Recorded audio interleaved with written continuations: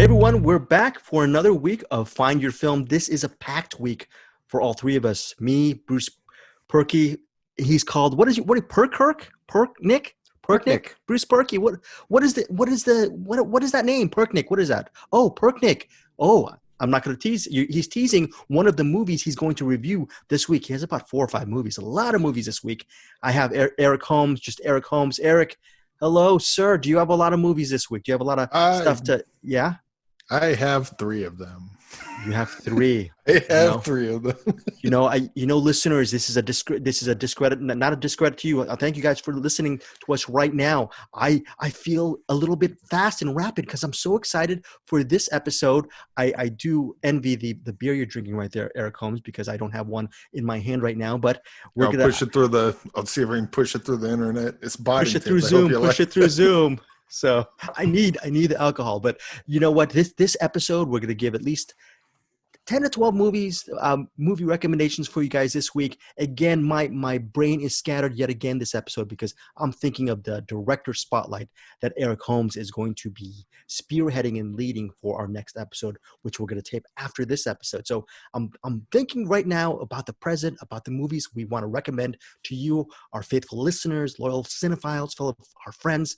But I'm still, my mind is also a little bit off into the distance, thinking about Elise Guy Blaché. So that's a little teaser for our next episode. So I'm really excited about that, and we'll tease it some more towards the end of the show.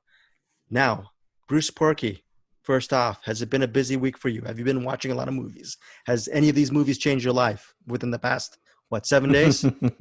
I have seen a fair amount of movies. Yeah, I guess that they've changed every movie changes my life, Yeah. Yeah. Okay. It's like the butterfly wings, they bat, and your history and your future is a little bit different just based on that. What's the most influential movie in your life, Bruce Perky, right now? Just right up when you were a kid. What was it? Right at the top. When I was a kid, it was Jason and the Argonauts. Jason and the Argonauts. Wow. How about you, Eric Holmes? Most influential film for you when you were a kid? Maybe teenager or youth? I actually influential, because obviously my favorite is Gremlins, but influential, it might actually be The Sixth Sense, oddly enough. Oh, okay. That was the first movie that I remember, because before that, I would watch movies and they were magic to me. I just figured that they went into the movie mines and movie trolls, mine the movies and throw them out, and then we got to watch them. I didn't understand how they were made. And then I saw The Sixth Sense, and that was the movie that I saw where everything clicked in my head. I'm like, I get it. I not that I knew all the techniques of filmmaking, because that'd be ridiculous of me to say, but that was the movie that kind of gelled everything together. Like, oh, okay, you don't need a huge billion-dollar budget. All you need is a good story, good actors, and hold the camera down and film it. Granted, Nice. There's a little more to it than that, but that was the one that kind of made everything seem possible. For you, Bruce, Jason and the Argonauts, just because of the special effects, the adventure of it all, just open the playbook for you, cinematic wise? Yeah, that was probably the main reason. I mean, that was a little kid, and that was the first movie that I like, and that was before videotapes and all that stuff. So I had to wait for it to appear on TV. And it was the first one I would watch over and over again whenever I could catch it. Just the magic, stop motion, loved it. Ray Harryhausen at probably his peak, really. Yeah. Well, for me, very quickly before we get into our movies, I think the most influential for me as a kid, this is not just maybe when I was 6 or 7 when I first saw it, The Shootist, starring John Wayne and Opie, Richie Cunningham, Ron Howard. Mm-hmm. I just remember, I don't remember anything about that movie. I have not seen that movie since I was 6 or 7. The reason why it was influential for me, because it taught me that heroes die. Spoiler alert, John Wayne dies at the end of The Shootist. That marked me, scarred me as a child, made me realize sometimes your heroes can die. Eric Holmes. That you say that you saw it had an effect on you and you don't remember it. I have a couple movies like that. One I think is called The Naturalist or The Naturist or something, or The Earthling. The Earthling. The Earthling, With, starring John Voight and Rick Schroeder. Ricky Schroeder, yeah. Because I remember the opening scene because the parents are in the motorhome and it just falls off a cliff, and then he's like by himself in the middle of the woods, and some hermit like comes and gets him. And that movie always like stuck in my, because I just saw it once as a kid. I was stuck in my head, but I could never remember the name of it. Just like now I couldn't. Just a few seconds ago, but then I finally saw it, found it, and then saw it again and watched it. And then there's another one, and I remember this one. Walked in, and it just happened to be on TV in the middle of the day, and it was a horror movie of some sort. And I remember it might have been Trilogy of Terror, but I don't think so. But I remember seeing like this dark, hairy, could be The Howling, but probably not. But I remember certain images of it, and oddly enough, a weird smell, which is weird because my nose doesn't work. I can't smell anything, but for some reason, like just phantom smells come to me. And so I remember like a vague image of what I saw and this weird smell to go along with it. And to this day, I have no idea what that movie is, but I keep thinking of it. And it's like, one day I'm going to figure out what that is and watch it, and it'll probably suck, but either way. or you might be awesome. thrown into a vortex of nightmare, like a nightmarish just escapade where everything stinks and it's airy. This could be really, really bad. Before we get into our roundabout of movie recommendations, all three of us have seen a movie within the last week. We try to do this every week where we actually review one movie that we all saw. That movie, the lucky movie that we were able to all watch at separate times, is The Owners. It hits theaters on demand and digital September 4th. It stars Maisie Williams. You might know her as Arya Stark from Game of Thrones, best known for that. But she plays one of a group of youths who invade sort of a home. I forget, is it located in Ireland? Somewhere. It's located in a very pretty countryside. The home is right in the middle of sort of almost nowhere. There's some beautiful fields around it. They invade the home because they want to. One of the guys says there's a safe with money. There's valuables that they can abscond with, but they can't open the safe. The home is owned by an elderly couple. The elderly couple comes home. They get terrorized by these young people, and that's the premise of The Owners. The owners are the elderly couple, and they are kidnapped. They are terrorized in their homes by these young folk, which include Maisie Williams. Her character, by the way, in the movie is, I guess, the most sympathetic out of the youngsters, the youths who try to inflict damage on this elderly folk. It's directed by Julius Berg, screenplay by Matthew Gompel, and also co-written by Julius Berg. First off, Bruce Perky, your thoughts on this horror thriller? What did you think of this? Or what is it, a horror movie? Well, I don't know.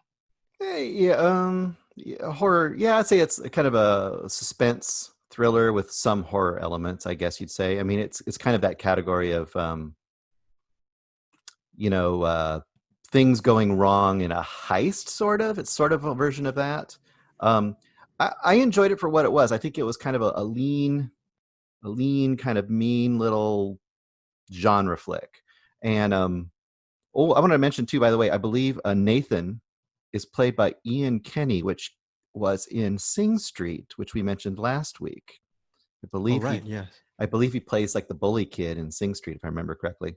And the older dude, the one of the owners, the titular owners, is I think one of the Doctor Who doctors from way back when.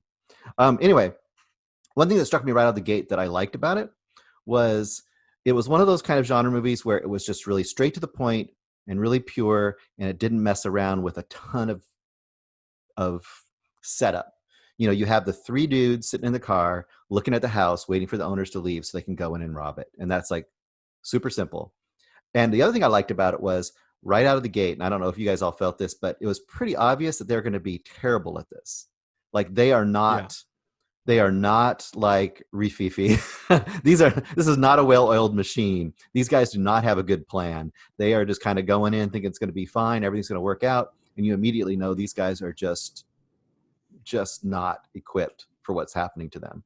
So I think to me that set up a level of fun that I kind of enjoyed right out of the gate, to see how badly it would go awry, because you knew immediately it was going to go awry. And then, of course, Mary, which is Maisie Williams' character, is like the girlfriend of one of them, and she kind of rolls in, and she's just like, "Hey, what are you guys doing? Why are you?"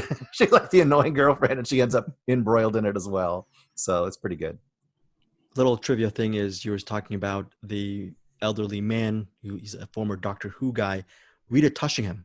Rita Tushingham, who plays the elderly woman, Ellen Huggins. She was best known as a 20-year-old. She made her debut in this critically acclaimed film called A Taste of Honey, and she's had a great character actress career throughout her life. And they're both very, very good in this movie. That you can tell they're how versatile they are as actors. I thought that was one of the big strong points of The Owners. And like, I agree with you, Bruce. It's a lean, mean thriller. It's set in that confined space, and the director makes really good use of the basement, which the basement is a very big, tense section of the movie. And ultimately, I don't know if I want to give too much spoilers, but the movie is almost 2 movies for the price of 1, because you get a little bit of a split in the power dynamic. And when that happens, it's like really, I thought it was a tight little thriller where you get a lot of bang for your buck. So I ended up really enjoying the movie as well. Eric Holmes, you just finished. You have this tendency of just going like maybe several seconds before the bell rings. You did that last week with Watch List. You came into our episode emotionally distraught after watching Watch List, understandably so. Now, The Owners, I'm sure, did not wreak the same level of emotional damage to you. From the window to the wall, till this movie hits my balls, my eyeballs. What I'm talking about.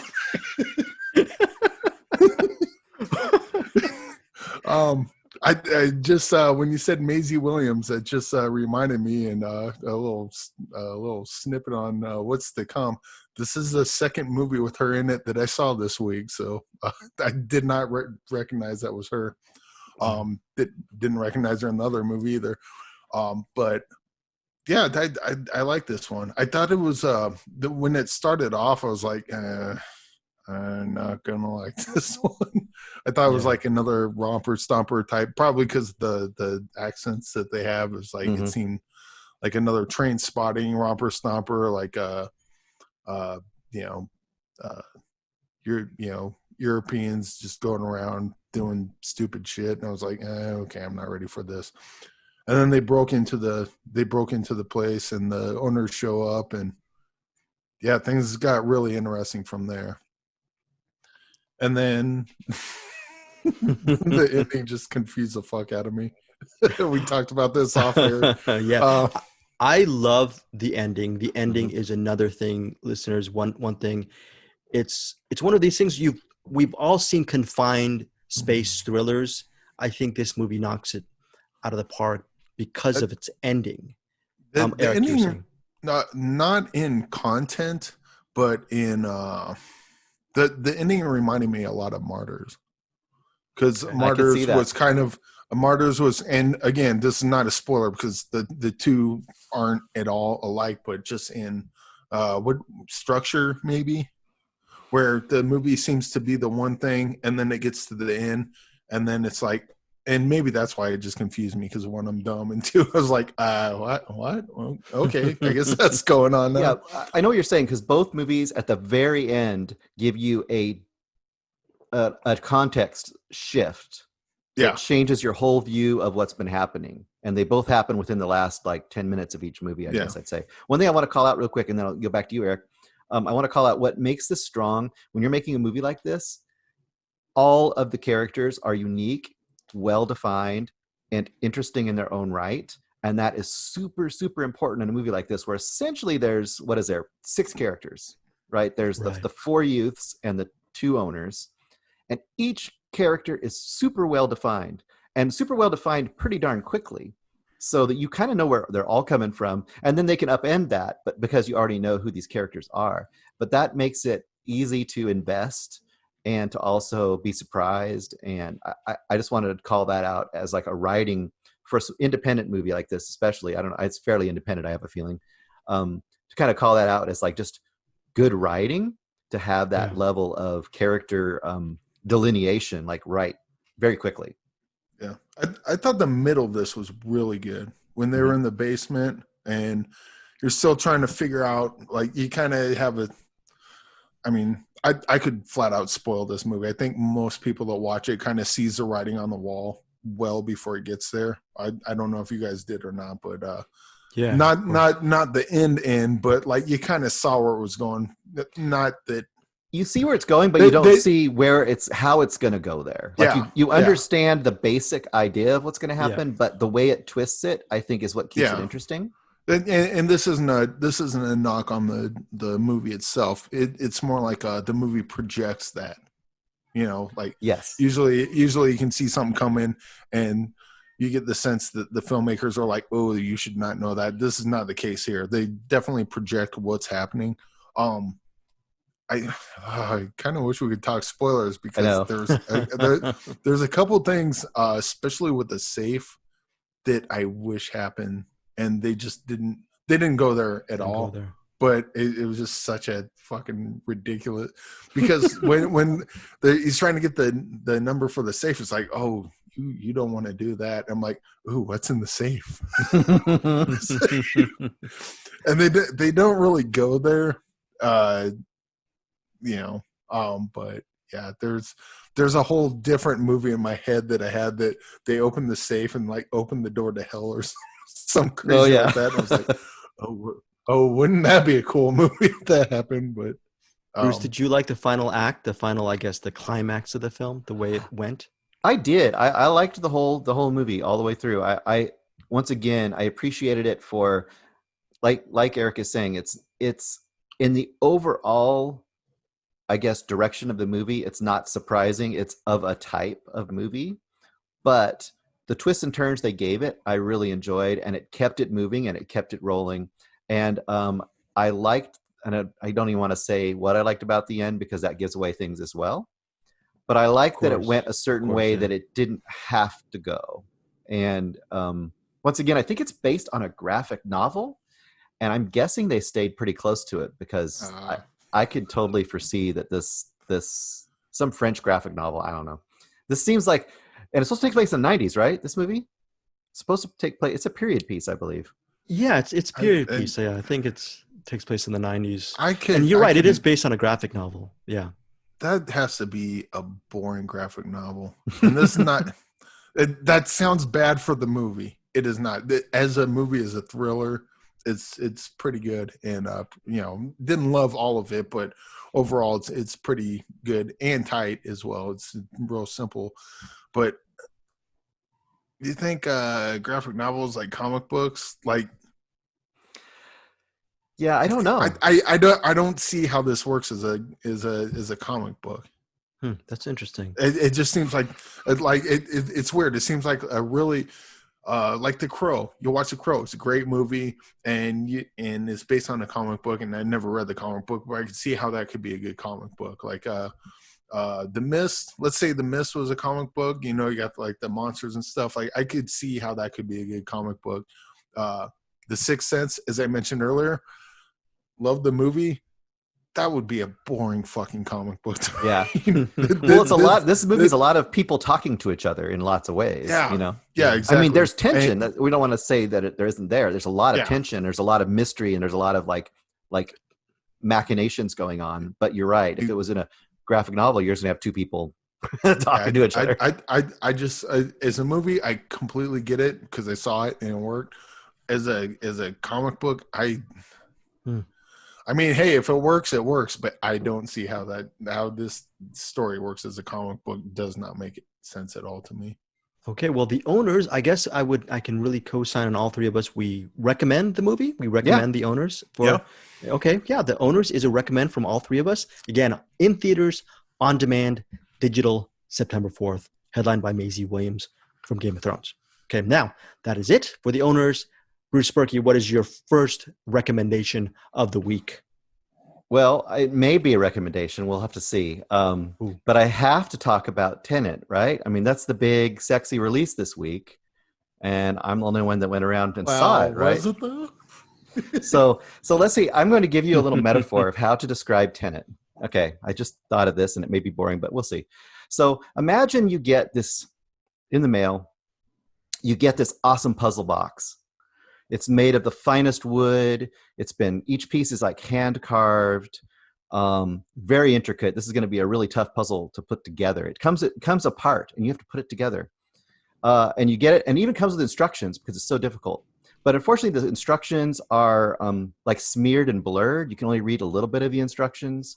And the whole time you're trying to put this thing together, the guy next door is like using his leaf blower, and he's like blasting his giant ride-on lawnmower. It's driving you crazy. And this is all happening. You're trying to put it together. You finally get this puzzle box put together. And it's this beautiful dog turd. Wow. That's Tenet. That's the movie Tenet right there. Wow, that's not saying very good things about this movie. Yeah, I'm sold. I am so sold right The only good thing that you said about it is the idea of actually trying to put the puzzle together. Yeah. I think that's only. So that's the thing here. I mean, the people, if you really love a super puzzly movie, go for it. You might love this, but it doesn't add up to much, and that's the problem for me. It's not. I like a puzzle movie where the movie's already good and you can already enjoy it, and then the puzzle pieces make it even more fun to like uncover and to figure out. But here, just comprehension of the movie is a challenge, and it's because of a couple things. I mean, basic concept. It's not much to know about this. You've got well, first of all, you got several main characters. The main actors are going to be, obviously this is Christopher Nolan, new movie. If you don't know Christopher Nolan, everyone knows who he is. Big guy. Ooh, you said Christopher Nolan. Nolan, yes. Nolan. He did the Star Wars. He did the Star Wars. Yeah, he did one in the Star Wars. He's pretty good. Star Wars guy. So your main character is he's good with Polaroids. Yeah, yeah. The main character is literally called the protagonist. That's his name on the credits. The protagonist. I love it already. Or the pretensionist, right? Is he called the pretensionist? So. Okay. And that's John David Washington, which I believe is Denzel Washington's son. Yeah. Dude, he keeps selling me on this thing. Keep going. And you got Robert Pattinson, and he's awesome in this. He is the one shining star in this movie. And you've got Kenneth Branagh is like kind of the Russian oligarch who's the bad guy. So it's essentially a James Bond movie, but less fun. Yeah, it's a James Bond movie essentially. You got a good guy that can't do any wrong, and he's great at everything. He's a great fighter. He's great at everything, and he's going after the bad guy who's going to destroy the world.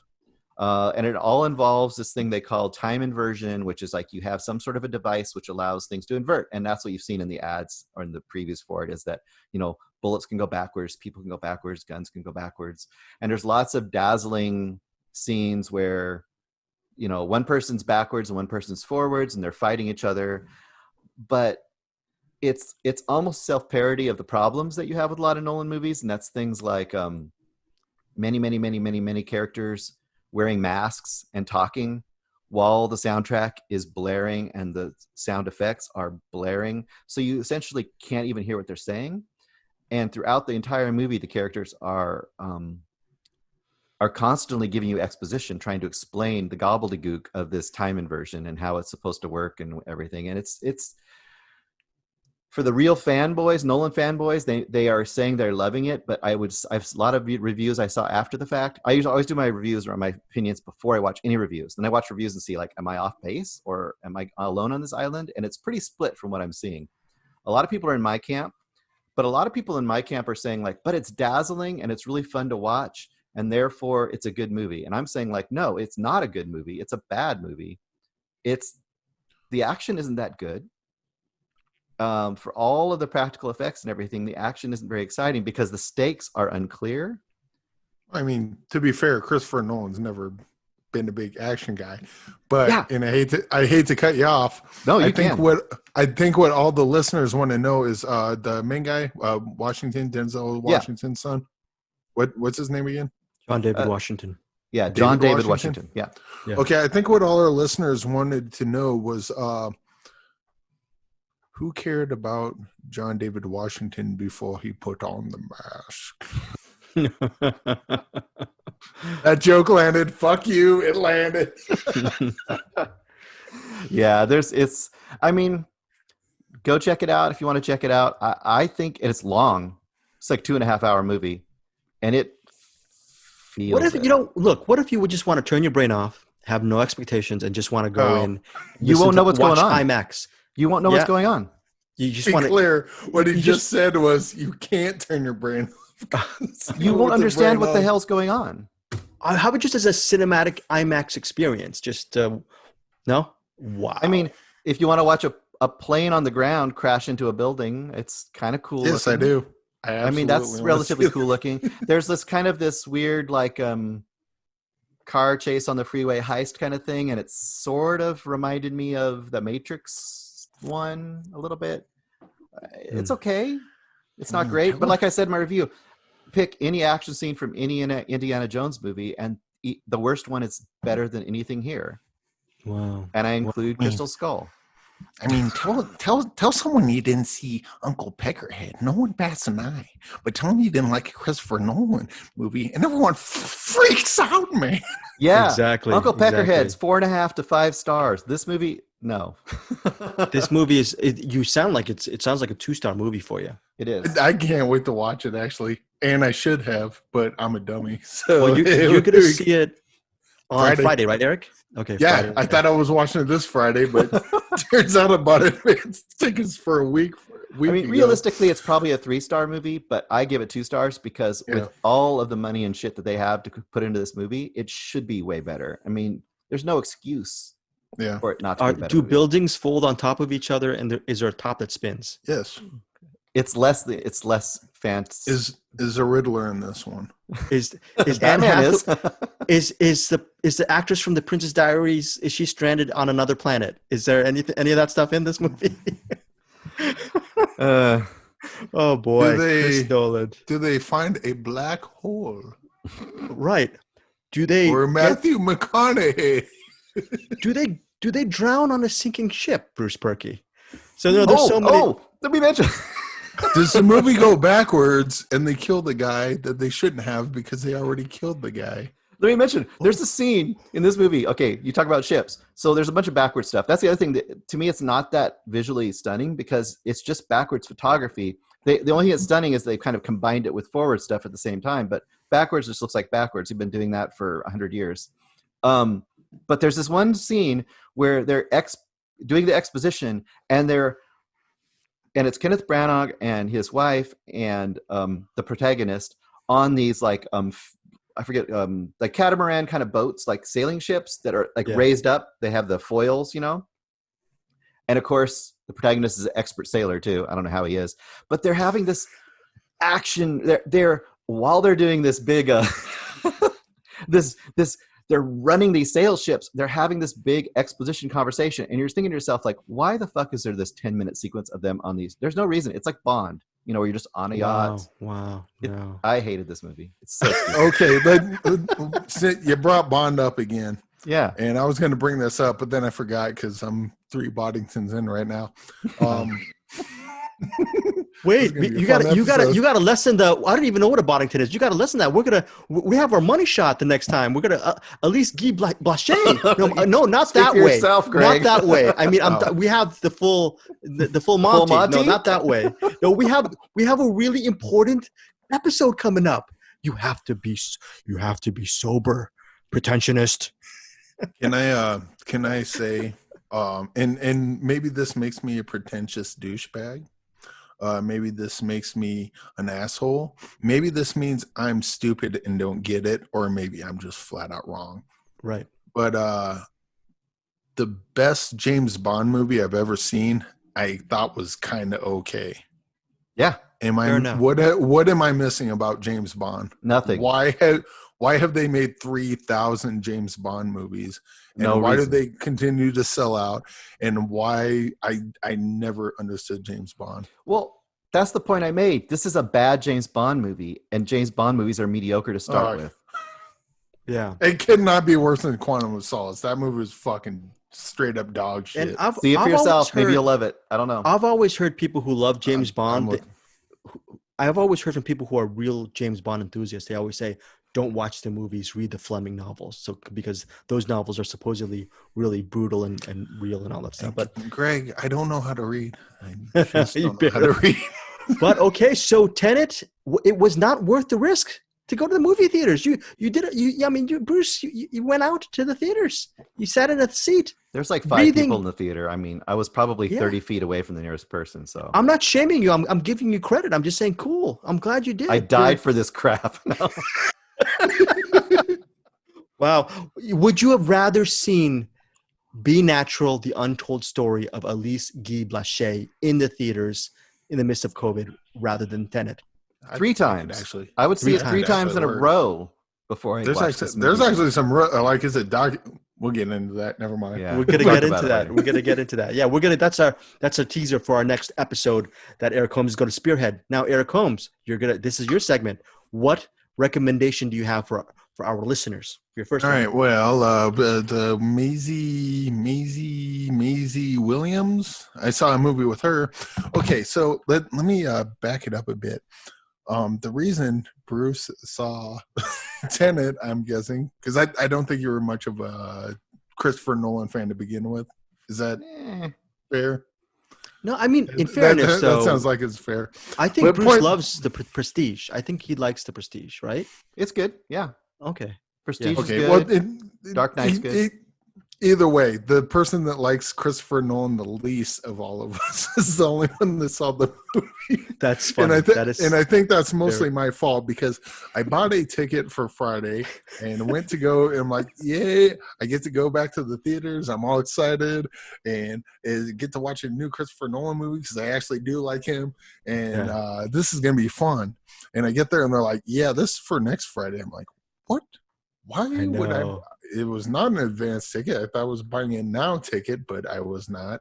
We were so excited for you when you showed us the ticket. You showed us the ticket on our on Facebook Messenger, and it says right there. But I just did not see the September part. I was looking at the August. And remember how I was saying like I can't see mine till Monday. I don't know how you're getting to see it. And you were like, I'm going in, man. I was like, okay. So I get there and the lady's like, yeah, this is for next Friday. I'm like, what are you talking about? Why would I buy a ticket for next Friday and show up now? It doesn't make sense. She goes, I don't know.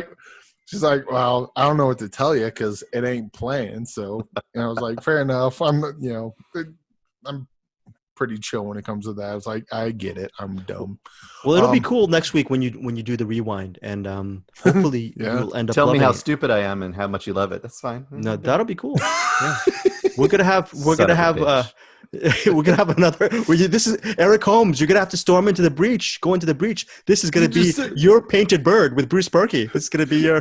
This is the painted bird. Oh yeah, I still need to watch Painted Bird so I can tell Bruce how wrong he is or right he is. Okay, folks, don't listen to the Painted Bird. Go with Bruce's recommendation not to see the Painted Bird. I think it's one of the best films of the year. But Eric Holmes, what recommendation do you have for us? What's the first one? I could not watch Tenet, because it was not out. But the lady at the because, all right, I know a lot of people are afraid to go to theaters because the whole COVID scare and whatnot. Sure. But say whatever. Point being, I went to the theaters, and I'm guessing Bruce, you had the same experience. There was me, there was the person I went with, and there was the person that took the ticket, told me I was an idiot, and let me in anyway to watch a different movie.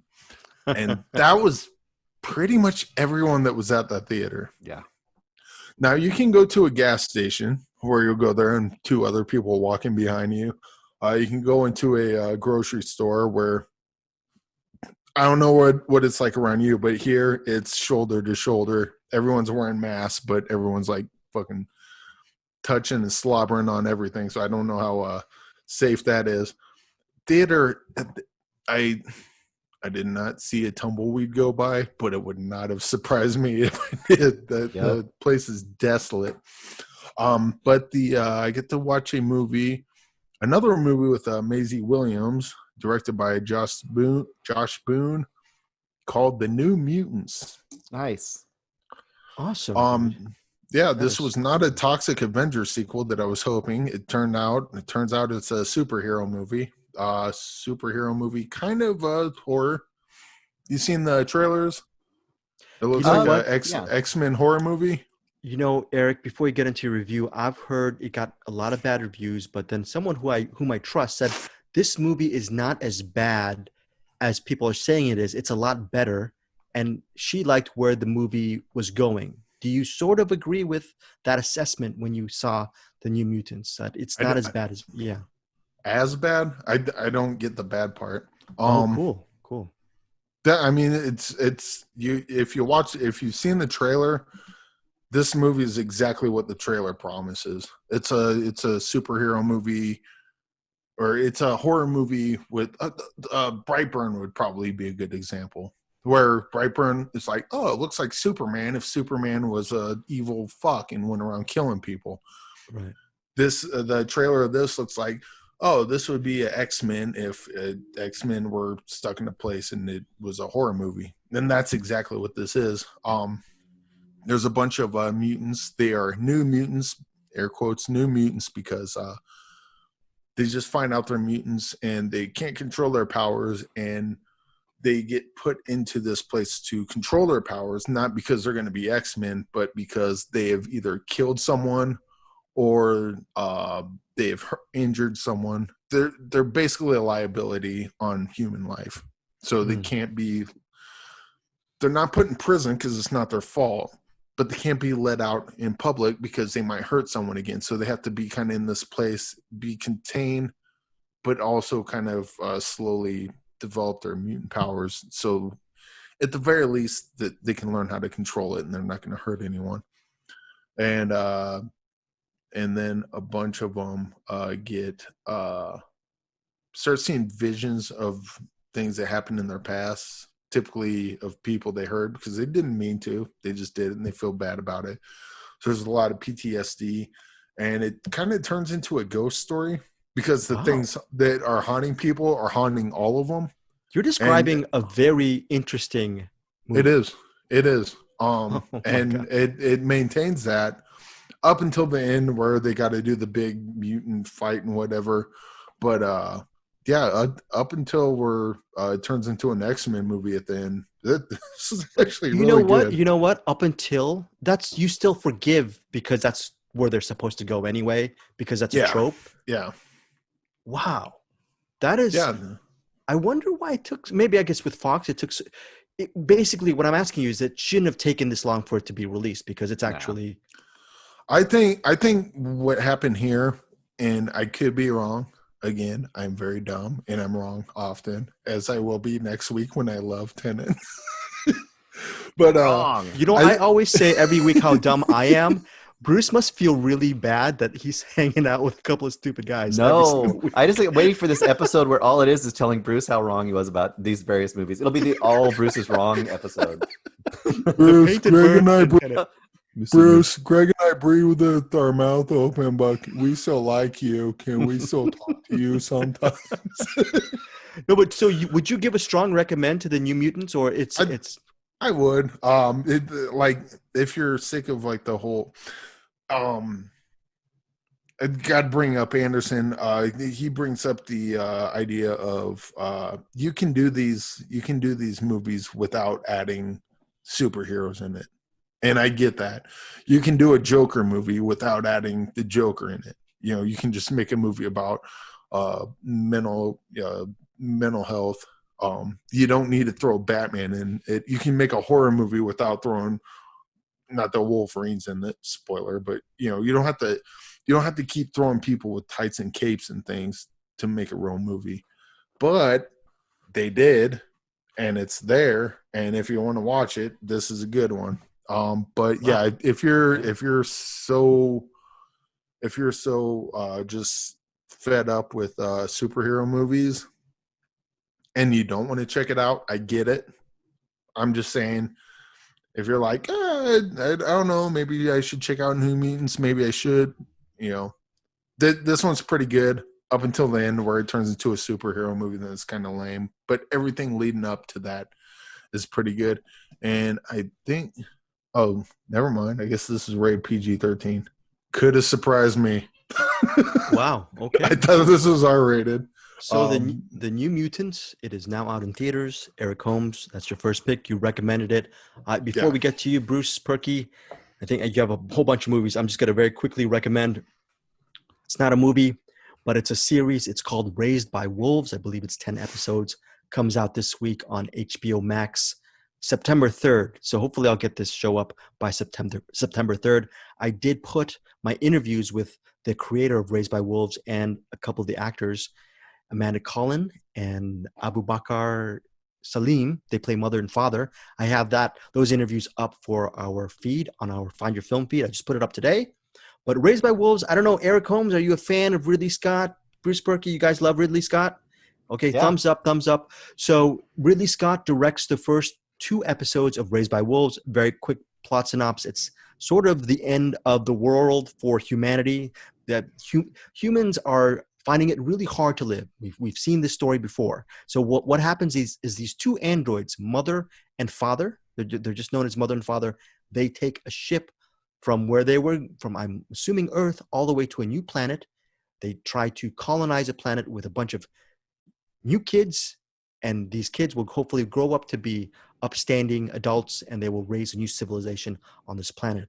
Ridley Scott executive produces the series, and it's really well done. It's created by Aaron Guzikowski. He's the screenwriter for Prisoners. And yeah, I've only seen the first 2 episodes because it's Ridley Scott. You had me. It's screenwriter for Prisoners, but go on. Sorry. Oh yeah, screenwriter for Prisoners. And you know, the Aaron Guzikowski interview that I just put up, Eric, for our feed. It's sort of like what you're trying to do with what we're all trying to do about encouraging people to create content. I asked him a specific question about, you know, here's this guy. He has his own series, Raised by Wolves. He did that movie. I forgot this TV series with. Who's the guy who plays Aquaman? What's that guy's name again? Bruce? Jason Momoa. Jason Momoa. Jason Momoa was actually in a TV series before. It was called My Man. Oh, sorry. It wasn't called My Man. That was something else. Hold on. Aaron Guzikowski, he actually created the series. Oh yeah, The Red Road. So he's also the creator of that series. But in the interview, which is featured in our feed, I asked him, do you need to go to film school or screenwriting school? And he said his main education was doing what we're doing, watching movies, reading a lot, and writing. That's it. That's all you need to do. Just watch a lot of movies. Really watch a lot of movies. And you know, Eric, you're gonna be a director very soon. You didn't go to? Did you go to film school, Eric? No. I did. Funny enough, I tried, but then they said you got to take a math class and an English class and a history class. And I'm like, yeah, I just did high school. I hated it. I'm not doing it again. So I just bought a camera. And I'm like, I'll just figure this out. So yeah, just the first 2 episodes, I've seen it. I really, really love it. And the Amanda Collin as mother, hopefully, I don't know how strong she is in the rest of the season. She really stands out as this powerful android, and she's very, very good in the series. So Raised by Wolves, that's my recommendation for this week. Again, it's not a movie, but it's Ridley Scott and Aaron are part of it. So that's a cool thing. So, all right, Bruce, you got one. I do. This is one I can recommend. I've had it actually on the back burner for a few weeks, and it just hasn't had an excuse to come into the show. But I would like to recommend a little Russian horror sci-fi movie called Sputnik. I believe as of right now, it's still streaming video on demand, but $3 or $4, something like that. It probably will drop into another streaming service fairly soon. It's directed by Egor Abramenko. This is his first feature film, and it's a really cool take on kind of the alien sort of subgenre. And what it does is it basically starts out, it takes place in 1983, so that's kind of fun, in Soviet Russia. So right off the bat, it's like a different setting than we're used to seeing, and it's a Russian-made movie, so it kind of gives it that feel and grit that's just different than what you get in an American or a Western movie. Starts out with 2 cosmonauts. They're just finishing up a mission, and they're about to come back to Earth. And then you have a cut to a scene where their capsule is on the ground and burning. One of the cosmonauts looks to be dead. The other one is very bloody and injured. And then you cut to a little while in the future, like maybe a week or something at the most. And this colonel approaches a psychologist woman and kind of recruits her to come to their military installation. And you kind of get the feeling it's sort of a semi-secret KGB or whatever, you know, government agency runs it. And she's asked to go there and talk to the surviving cosmonaut from that mission. I really love the feel and look of this movie. And to talk about Ridley Scott, it has a very, I mean, obviously there's going to be alien comparisons. It has a very Ridley Scott kind of aesthetic to it. It's very, it kind of gets that kind of isolation because you're in this facility, you know, out in, I don't know where it is, Ukraine or something, you know, they're out in the middle of nowhere. They get this facility. They've got the cosmonaut there. And you find out very quickly that there is an alien involved. And I'm not going to give it away because within the first 20 minutes, you find out kind of what the symbiotic / parasitic relationship that's going on between the alien and the cosmonaut is. But it's really interesting and cool. Very focused movie. It has a little bit of CGI, but CGI is really well done and really used really sparingly.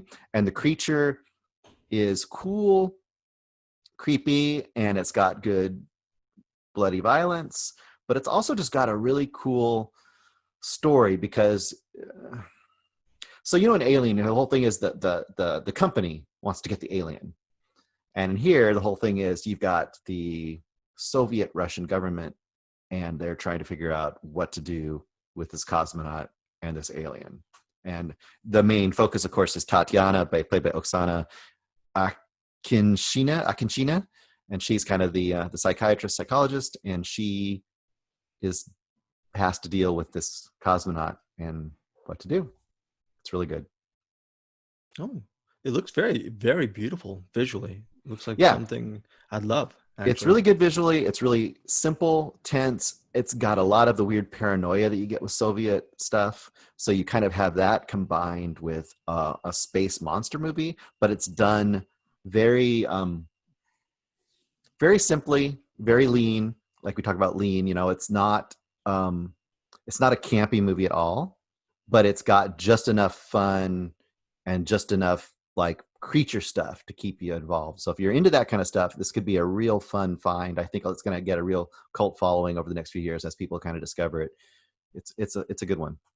So Sputnik, it's now on, what did you say? SVOD, is that how they say it? Yeah, it's just SVOD right now as far as I could find. I don't think it's been picked up by any services, but I guarantee it will pop into someplace because he's got a really, for a first time feature director, he's got a really self-assured visual style. It doesn't feel like an indie first time directing job. It's very, very self-assured and very stylish.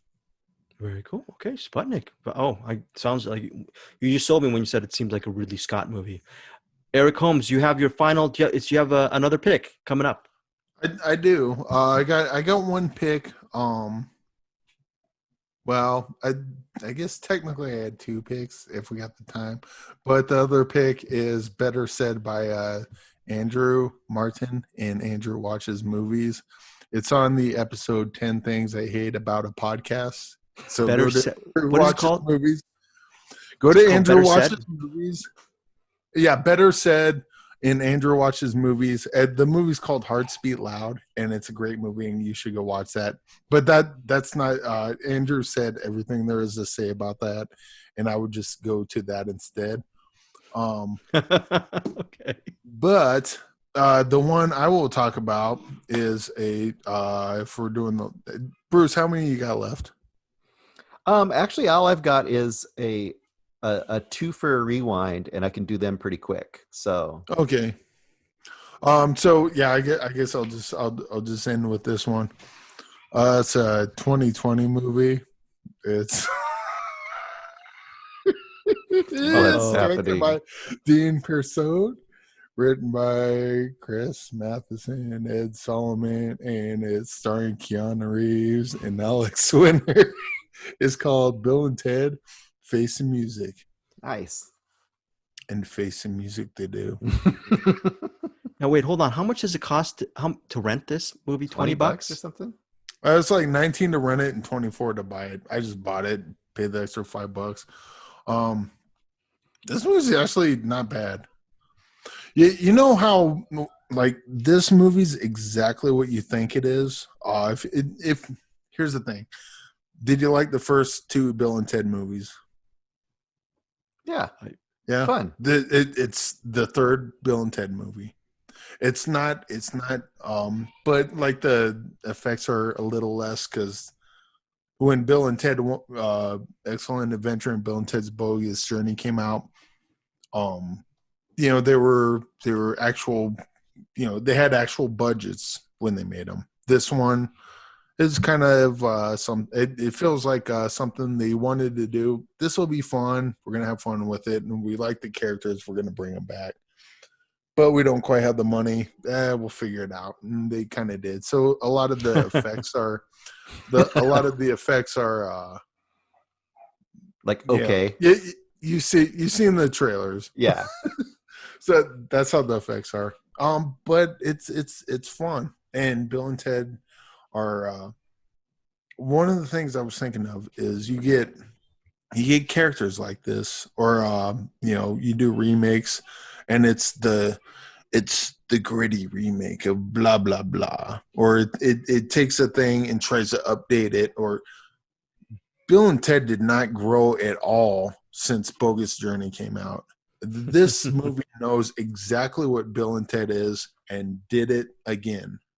And so if you like the first two Bill and Teds, this is that. It's happy, it's silly, it's stupid, and it doesn't try to be anything more than that. It's just a fun, it's a fun it's a fun movie. There's absolutely nothing wrong with it. If you hated the first two Bill and Teds, I wouldn't jump into this. But if you love them, you couldn't ask for a better ending to the trilogy.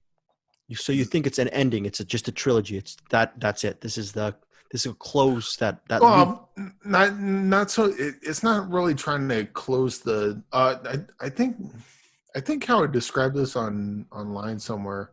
I called it adorable, and that's probably about the best way you could describe this movie. It's just like, aw, they made a movie, and it was fun.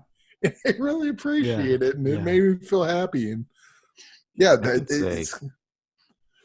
I'm jealous, Eric. You got to see this and New Mutants, and I got to see what I got to see. You got to see the best movie of the year next to the Painted Bird. Painted Bird. What are you talking about? Before we get to you, Bruce, I have one very quick recommendation. Yes. It's the new Charlie Kaufman movie, I'm Thinking of Ending Things. It comes out Friday, September 4th on Netflix. Are you guys looking forward? I'm looking forward to this one. Yeah, this is high on my list too. I do like Charlie Kaufman. I love Charlie Kaufman. And my friend Sam, Samantha Morgan, Bruce, you talked to her. Yes, I did. And she was like just fucking going over the moon about the book when it came out.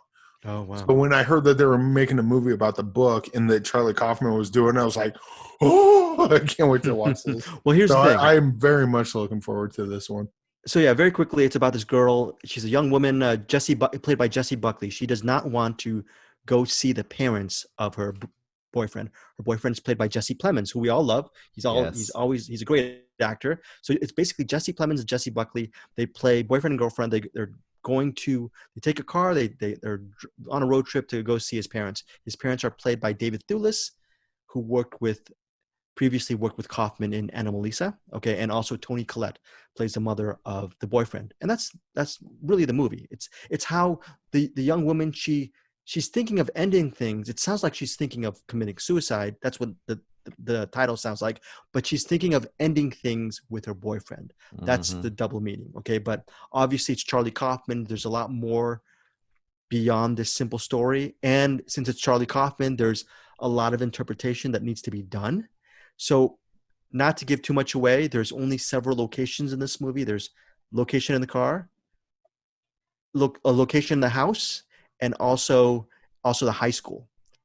So there's really not much visually as far as locations go, but it's lensed by the same guy who did Cold War, that black and white film. It's beautifully shot within these locations, and there is a very surreal, dreamlike atmosphere to the proceedings.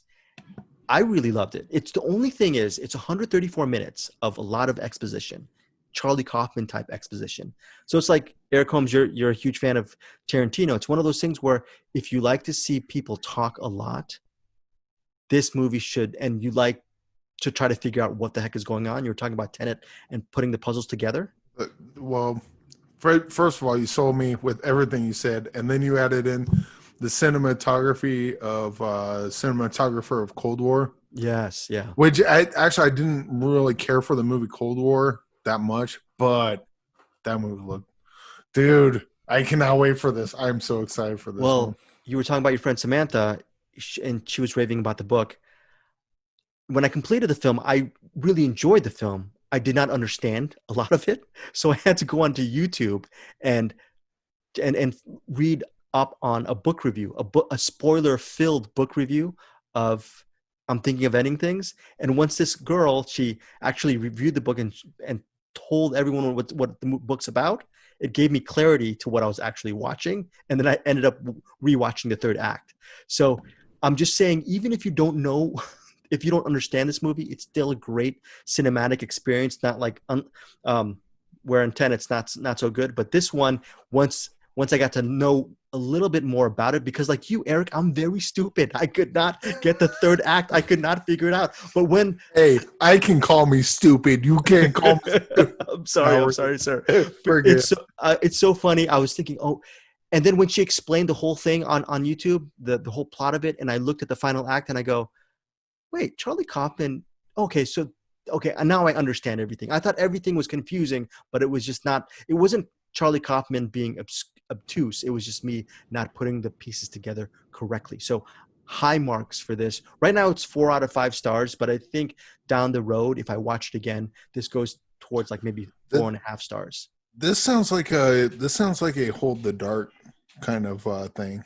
Because I read Hold the Dark before I saw the movie, and there was stuff that didn't quite connect when I read the book.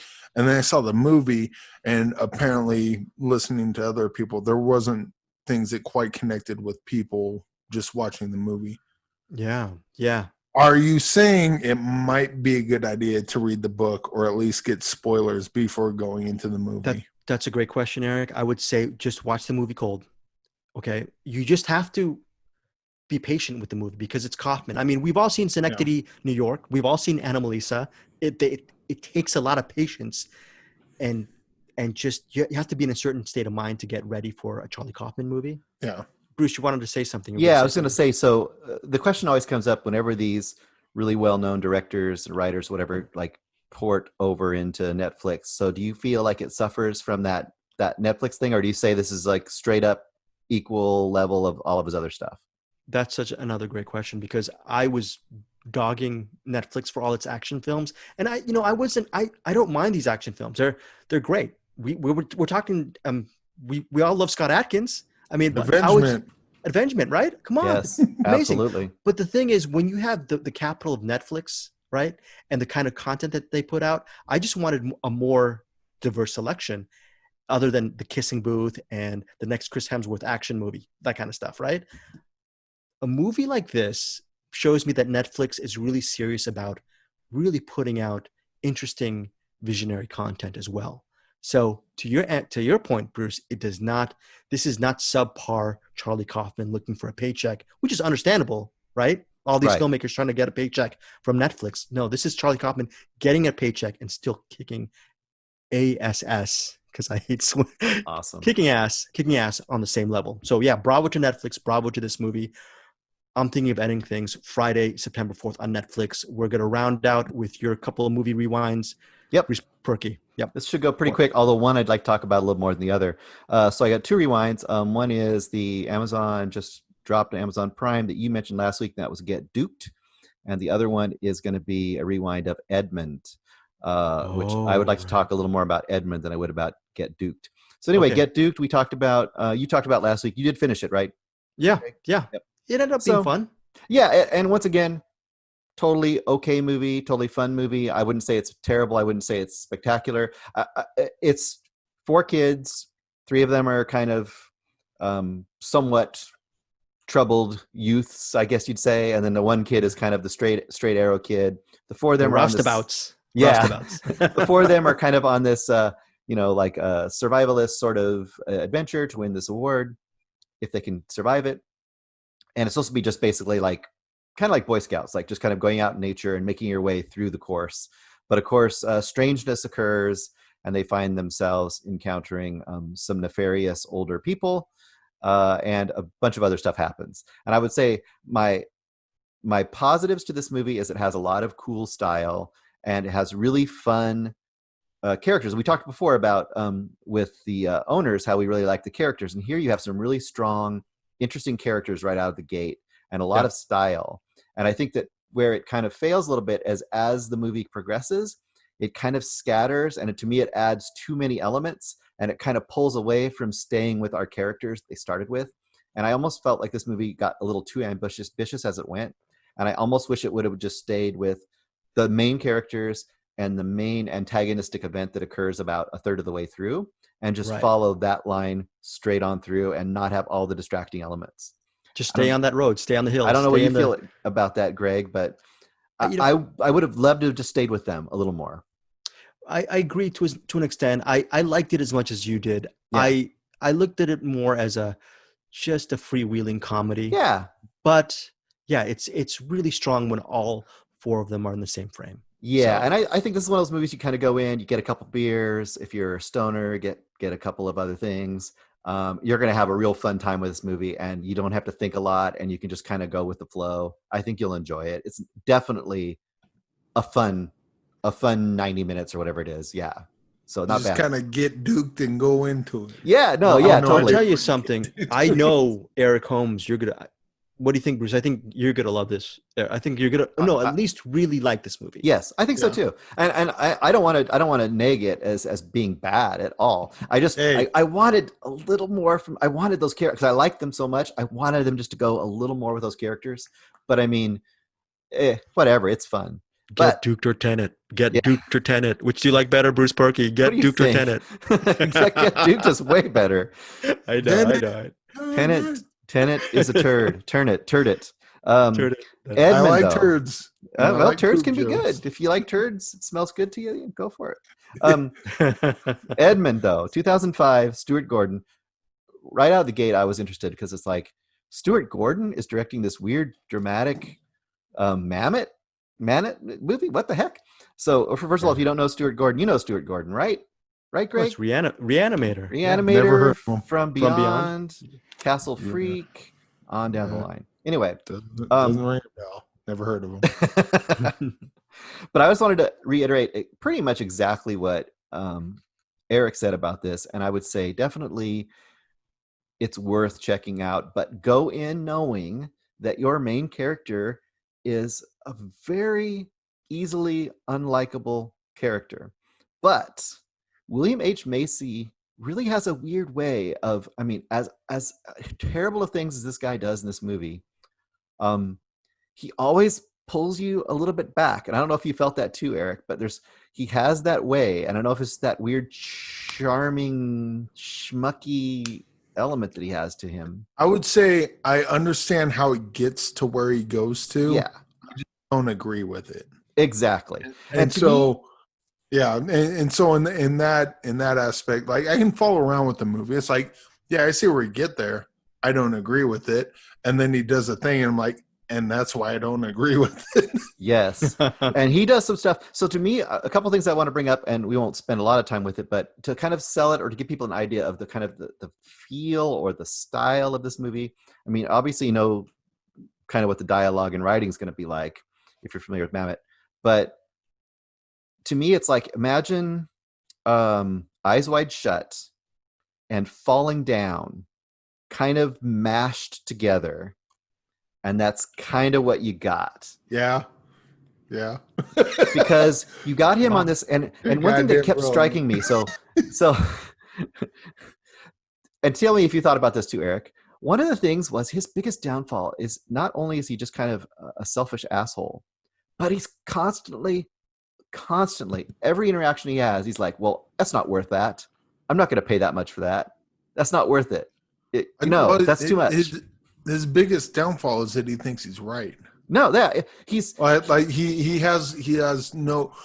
See, when you argue with someone about something, whatever it is, you always have to have in the back of your head, I could be wrong. yes. I could be wrong. Sure. I'm absolutely positive 1 + 1 = 2, but I could be wrong. And if you present evidence to me that 1 + 1 = 3, that's what I'm going with. Edmund doesn't have that. Right. And he thinks that the world is like out to get him. He has that persecution complex too. Yeah, he thinks he's so right about everything. And then even when it's so clear that he's wrong about everything, he just doubles down. He's like so into it, and it's like, wow, I can't. And that's why I mentioned the falling down thing, because eventually Michael Douglas realizes, oh, I'm the bad guy. Like Edmund doesn't really get that. I mean, maybe towards the end, which gets really weird. Yeah, but I love that ending. I love that me final. too. There's a final 15 minutes maybe of this movie where about that. It feels like it's done. Minutes. There's this point where it happens where it feels like it's done, and it goes another 15 minutes, and you're like, what is it doing? And I really liked what it did. It's very odd. And it has a very interesting resolution, and it leaves on a really, really interesting note that I did not see coming, for sure. And I liked it. and it's weird because it's not like a twist ending or something. Nope. It's just it's not like Fight Club where if you pay attention you'll see clue. It's not a twist ending like that. It just goes in a direction that you wouldn't quite you wouldn't quite pick up on. Yeah. Not that you could pick up on. Bruce, what did you see? Did you see it on Prime? Oh, Prime? It's on, Oh, you can see it on Prime. That's amazing. Yeah. Because I thought maybe when Eric was mentioning it, I couldn't find it on Prime. Maybe I'm wrong about that, but I'll definitely check it out. Just watched it, so it was on there.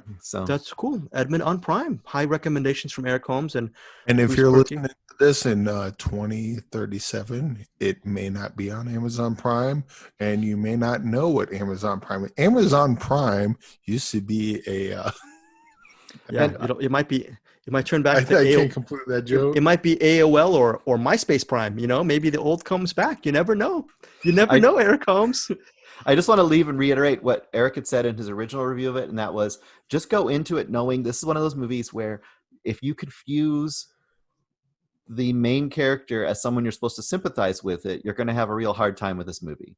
You're going to be like, why did someone recommend this movie? This guy's horrible. Why am I watching this? Yeah. So you have to know that going in. It's not. That's the point.